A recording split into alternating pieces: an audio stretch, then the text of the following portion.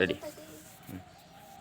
আসসালামু আলাইকুম গাইস, দেখুন কত সুন্দর সুন্দর টমেটো ধরেছে।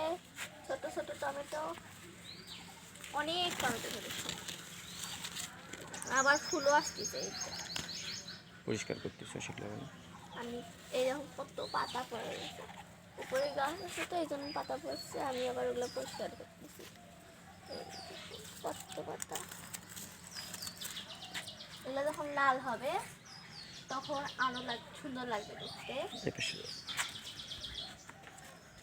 জাংলি দিয়েছে, এরকম ছোট্ট করে একটা জাংলি দিয়েছে, অনেক সুন্দর লাগছে, অনেক বড় হয়েছে গাছটা। তো বন্ধুরা দেখতে পাচ্ছেন আমার মেয়ে আপনাদের একটি টমেটোর গাছ দেখাচ্ছে।